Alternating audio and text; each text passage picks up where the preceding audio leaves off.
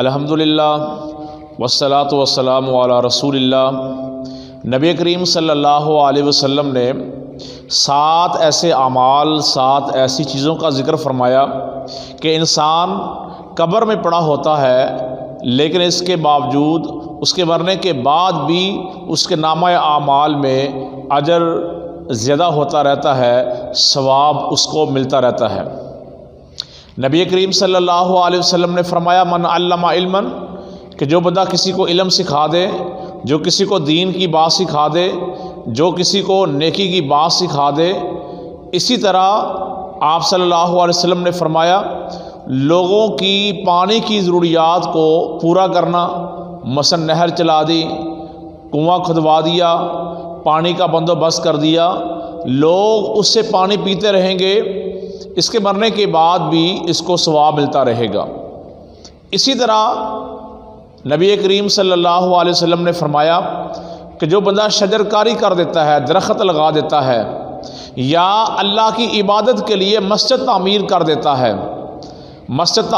دیتا ہے، یا قرآن کریم کا نسخہ اس نیت سے خریدتا ہے کہ میں اس کو گھر میں رکھوں، اس کو میں پڑھوں گا، اس کی میں تلاوت کروں گا، اس کی تلاوت گھر والے کریں گے، یا قرآن مجید کا نسخہ کسی کو خرید کے دے دیتا ہے یا کسی مسجد میں رکھ دیتا ہے اس نیت کے ساتھ کہ لوگ قرآن مجید کی تلاوت کریں،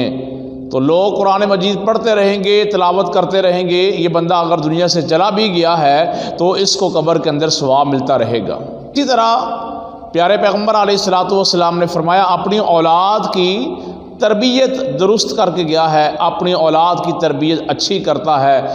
اس کی وفات کے بعد جب بھی اولاد دعا کرے گی، جب بھی بیٹا اور بیٹی دعا کرے گی تو اللہ رب العالمین، اللہ رب العزت اس کے نامہ اعمال میں ثواب بڑھاتے رہتے ہیں، اجر لکھتے رہتے ہیں۔ اور اسی طرح پیارے پیغمبر علیہ الصلوۃ والسلام نے فرمایا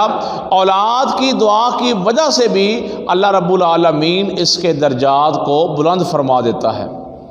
محترم ناظرین، اگر آپ کو ہماری مختصر ویڈیوز پسند آئیں، ہمارے چینل کو سبسکرائب کریں اور اپنے دوست احباب تک ہماری ان ویڈیوز کو شیئر کریں۔ السلام علیکم ورحمۃ اللہ وبرکاتہ۔